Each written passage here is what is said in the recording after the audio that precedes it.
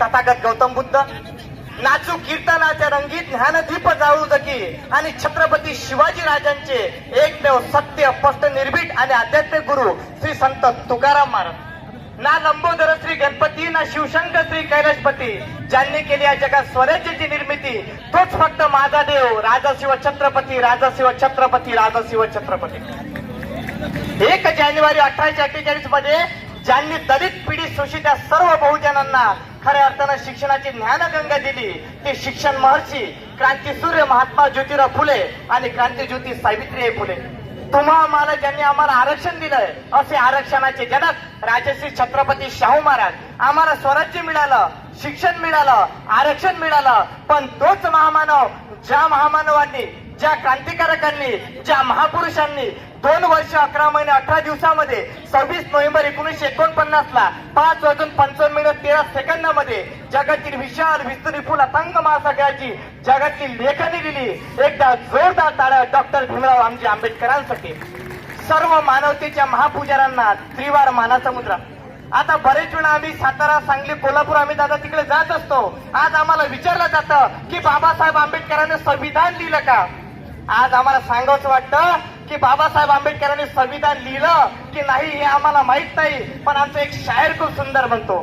तो असा म्हणतो की मेरी भीम जी ने कलम उठाई तो भारत देश का संविधान लिख डाला. यहाँ पे बैठे सभी भीम सैनिक कि मेरी भीम जी ने कलम उठाई तो भारत का संविधान लिख डाला. इस संविधान की कीमत क्या बताओ यारो? एक चाय बेचने वाला आदमी बाबा साहेब ने प्रधानमंत्री बना दिया, बाबा साहेब ने प्रधानमंत्री दिला. हे खऱ्या अर्थानं ताकदच खऱ्या अर्थानं होती. अरे जेव्हा जंतर मंतरवर आमचं भारताचं संविधान जाळलं जातं, तेव्हा हेच भीम सैनिक खऱ्या अर्थानं हाताची घडी आणि तोंडावर बोट ठेवला जातं. आणि असं जर याच्यानंतर जर संविधान सैनिकांचं खऱ्या अर्थानं आव्हान असेल किंवा असं एका ठिकाणी म्हटलं जातं की विनाशाची जर आमचे नाते जुळले असते तर आम्ही आमच्या घरात साप आणि वाघही पाडले असते. या पे बैठे भीम सैनिक हो की विनाशाची आमचे नाते जुळले असते तर आम्ही आमच्या घरात साप आणि वाघही पाळले असते. अरे चुकून आम्हाला महाकारुणिक तथागत गौतम बुद्धांची ओळख झाली, अन्यथा संविधान जाणणाऱ्याच्या बापाला सरसकट जाळलं असतं, सरसकट जाळलं असतं. ही ताकद आमच्या भीम सैनिकांना दिली. आज आम्हाला विचारलं जातं की संविधानाने काय दिलं? अरे हिंदू, मुस्लिम, शीख, ईसाई, बुद्ध, जैन जे काही आहे ते संविधानामुळे. आमच्या व्यासपीठावर कला, क्रीडा, शिक्षण, साहित्य, समाजकारण, राजकारण आहे ते संविधानावर आहे. इथं आमचं पोलीस प्रशासन सज्ज आहे ते संविधानामुळे आहे. एकदा जोरदार टाळ्या त्या बाबासाहेबांच्या संविधानांसाठी. आणि बरेच वेळा आम्हाला विचारलं जातं की आमच्या संविधानानं काय केलं? आम्हाला फक्त एकच सांगता येतं, संविधान आम्हाला काय दिलं? अरे माणसात जो भेद करतो त्याला धार्मिक भेद असं म्हटलं जातं. मग हिंदू, मुस्लिम, शीख, ईसाई, बुद्ध, जैन. पण भारताचं संविधान हे कोणा जाती, धर्म, पंथ, पक्षाला नाही, त्याला अनुसरून आहे.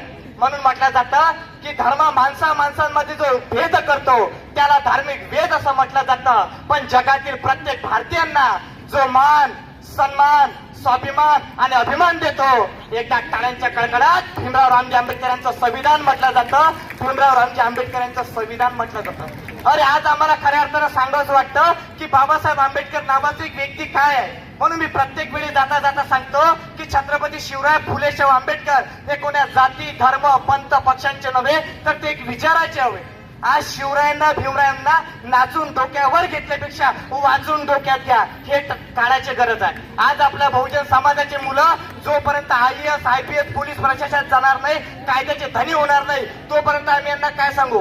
बाबासाहेब आंबेडकर तेव्हा सांगून गेले होते की आपल्या हातात लेखणी घ्या आणि आपल्या खऱ्या अर्थानं वही, पाठी, पुस्तकावर लिहा की बहुजनांनो तुम्हाला शासन कधी जमात व्हायचंय. पलीकडे बाबासाहेबांनी विचारलं की बाबासाहेब तुमचं सर्वात जास्त प्रेम त्या रामू म्हणजे रमाईपेक्षाही त्या पुस्तकांवर आहे. पुस्तकांवर जर कोणी हात किंवा काही लावलं तर तुम्ही काय कराल? बाबासाहेबांनी एकच सांगितलं की माझ्या पुस्तकाला जर न कळत कोणी हात लावला तर त्याला मी अंधाधुंद गोळी मार करेल. एकदा जोरदार टाळा. याला म्हणतात खऱ्या अर्थानं बाबासाहेबांचं प्रेम. म्हणून बाबासाहेब प्रत्येक ठिकाणी एक वाक्य बोलायचे की दररोज वाचा कोणते तरी पुस्तक, कारण पुस्तक वाचल्यामुळे सुधारेल तुमचे मस्तक आणि वाचलेल्या मस्तकापुढे एक दिवस जग होईल तुम्हाला नतमस्तक, एक जग होईल तुम्हाला नतमस्तक. अरे बाबासाहेब नावाचे एक असं व्यक्तिमत्व की डॉक्टर बाबासाहेब आंबेडकर नावाचा जो हिरा आहे ना, तो खऱ्या अर्थानं आचार नाही, तो व्यापार नाही, तर भीमराव रामजी आंबेडकर म्हणजे जगाला नवे तर दिशा देणारा एक खऱ्या अर्थानं एक विचार, एकदा जोरदार टाळ्या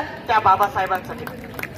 अहो, आम्हाला बाबासाहेबांना डोक्यावर घेऊन करायचं काय आहे? तुम्हाला जेव्हा बाबासाहेब सांगायचं असेल तर बाबासाहेब फक्त संविधानातून प्रकट होते.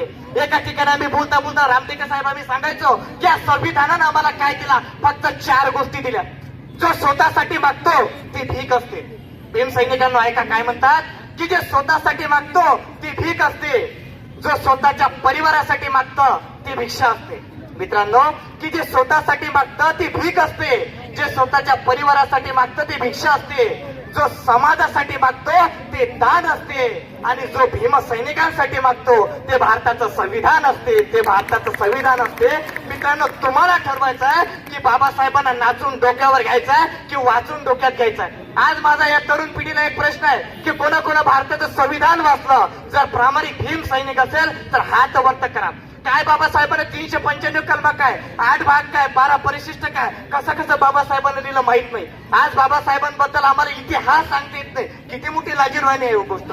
मग आपला काय अधिकार हो की दुसऱ्या समाजाला, दुसऱ्या धर्माला, दुसऱ्या ताईला, दुसऱ्या दादाला म्हणण्याचा? अरे, जोपर्यंत आपण संविधान वाचत नाही तोपर्यंत या जगाला न्याय देऊ शकत नाही. कारण बाबासाहेब आंबेडकर एका ठिकाणी वंदनीय राष्ट्रसंत तुकडोजी महाराज आम्हाला सांगून गेले की कावड्यामध्ये बाप दिसतो, गायीमध्ये आई दिसतो, दगडामध्ये देव दिसतो, पण माणसात माणूस का दिसत नाही? पण आम्ही माणसात माणूस नाही तर माणसात देव पाहिला, आणि त्या देवाचं नाव आहे भीमराव रामजी आंबेडकर. आज हे आम्हाला सांगावं लागतं की बाबासाहेब आंबेडकरांचे आमच्यावर किती उपकार आहे. बाबासाहेब आंबेडकरांचे आमच्यावर उपकारच नव्हे तर जोपर्यंत श्वास, ध्यास आणि या जगातला विश्वास आहे तोपर्यंत बाबासाहेब आंबेडकरांचं नाव कालही होतं, आजही आहे आणि उद्याही नाही. बरेच जण आम्हाला म्हटलं जातं की फक्त बाबासाहेब आंबेडकरांचं नाव काय एससीनच घ्याव, काय जयभीम वाल्यानच घ्याव. मला सांगण्यास आनंद वाटते, मी ओबीसी, अदर बॅकवर्ड क्लासेस, जातीना माळी, पण आज मला सांगायचं वाटते की बाबासाहेब आंबेडकर माझ्या डोक्यावर नाही तर डोक्यात आहे. पुढचं उदाहरण देतो, जर बाबासाहेब माझ्या डोक्यात जर नसेल तर तुम्ही वैभव निमकरच्या घरी बातकुलीला या. 3.5 लाख रुपयाची पुस्तकं माझे स्वतःच्या, त्याला नाव राजगृह दिलेलं आहे. हे बाबासाहेबांची ताकद आज आम्ही समजते. आज आम्हाला सांगितलं जातं की बाबासाहेब एससीचे, बाबासाहेब बौद्धाचे. सर्वात आधी ठेका बाबासाहेबांनी या हिंदू धर्माला आणि ओबीसीला दिला. 340 पहिले ओबीसी, 341 एसटी आणि 320 नाव घ्यायला लाज वाटते. पण आज आनंद आम्हाला वाटतो की हा वैभव निमकर जरी तो उभा आहे ना, या भारतीय संविधानातील 340 अंतर्गत उभा आहे. एकदा जोरदार टाळ्या त्या बाबासाहेबांसाठी. बरेच वेळा आम्ही म्हणतो की जय भीम घ्या, जय भीम घ्या, जय भीम घ्या. आजच आमची एससी एसटी ओबीसी बांधव काय म्हणतात? वैद्य दादा, जय भीम म्हटलं की लाज वाटते. नितीन भाऊ म्हणते ना, जय भीम म्हटलं की आम्हाला लाज वाटते. जर तुम्हाला लाज वाटत असेल जय भीमची तर समोरचं एक वाक्य तुम्हाला सांगतो की शान करने वाले की कभी शान नहीं जाती, जान देने वाले की कभी जान नहीं जाते. वैद्य सर, थोडं ज्या माय माऊलीनं मला जन्म दिला ती या जगाचा निरोप घेऊन गेला.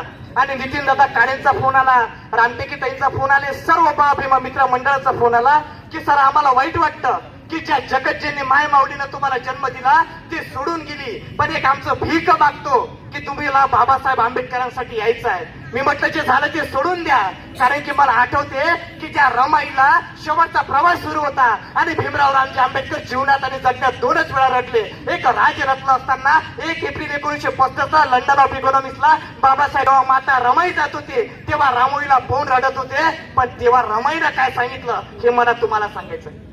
रमाई म्हणते, अहो भीमराव रामजी आंबेडकर, तुम्ही विशाल विस्तून वितून अथांग महासागराचा जर आहे, तुम्ही चांगले दलित पिढी शोषितांचे विद्वत्त आहे.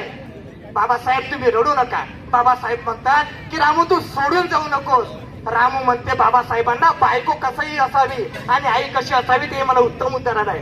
रामू म्हणते की बाबासाहेब माझा प्रवास संपलेला आहे, काय म्हणते रमाई की बाबासाहेब माझा फक्त प्रवास संपलेला आहे, पण भीमरावांचा रमाईचा सहवास संपलेला नाही. भीमराव आणि रमाईचा सहवास संपलेला आहे. मला असं वाटतं की जोपर्यंत खऱ्या अर्थानं प्रेम करत नाही तोपर्यंत आम्ही काय करत नाही. गाडगे महाराज समजत नाही आम्हाला. गाडगे महाराज तुकडोजी महाराजांनी तेव्हा सांगितलं की माणूस म्हणून जन्मलाय, माणूस म्हणूनच जगायचे आहे, माणसांच्या हक्कासाठी काही क्षण त्यागायचे आहे. मी ज्ञानवंत दिवावंतांचा धनी इथे बसलेल्या गोरगरिबांच्या झोपडीत माझा दीप उजळायचा. आता पण ते शिवचरित्रातून आम्ही 3 गोष्टी शिकलो सर, की गोठ्यातली गाय, अंगणातील तुळस आणि घरातली बाय. पण याच्यानंतर पण समजलं की भीम आमचा बापही होता आणि खऱ्या अर्थानं या सर्व जगाचा सुद्धा बाबाच आहे. आणि जाताना जर जय भीम मनाला लाज वाटत असेल तरी फक्त शेर सांगतो आणि माझ्या ओघवत्या भाषणाला 2 मिनिटात विराम देतो की शान करने वाले की कभी शान नहीं जाती, जान देने वाले की कभी जान नहीं जाती. यहाँ पे बैठे सभी भारत के नौजवानों की शान करने वाले की कभी शान नहीं जाती, जान देने वाले की कभी जान नहीं जाते. अरे तमन्ना हो सरपुरुष की तो आन नहीं जाते, किसी की पहचान नहीं जाती, कभी किसी की पहचान नहीं जाती. आणि एक शेवटला शेर आणि थांबवतो की फुले शाहू आंबेडकरांनी आम्हाला काय दिलं नितीन दादा काळे. आज आम्हाला सांगायचं आहे की छत्रपती शिवरायांनी शिकवला तलवारीचा घाव आहे, महात्मा ज्योतिराव फुलेंनी शिकवला शिक्षणाचा प्रभाव आहे. या पे बैठे भीम सैनिक हो की छत्रपती शिवरायांनी शिकवला तलवारीचा घाव आहे, क्रांती सूर्य महात्मा ज्योतिराव फुलेंनी शिकवला शिक्षणाचा प्रभाव आहे, राजर्षी छत्रपती शाहू महाराजांनी शिकवला आखाड्यातील जीभमधला डाव आहे. पण माझ्या भीमराव रामजी आंबेडकरांनी शिकवला प्रेम समता बंधू भाव आहे, प्रेम समता बंधू भाव आहे. बोल छत्रपती शिवाजी महाराज की, क्रांतीसूर्य महात्मा ज्योतिराव फुलेंचा, राजर्षी छत्रपती शाहू महाराजांचा, डॉक्टर बाबासाहेब आंबेडकरांचा. बोल भारत माता की, भारत माता की, भारत माता की. जय हिंद, जय महाराष्ट्र, जय विज्ञान, जय संविधान.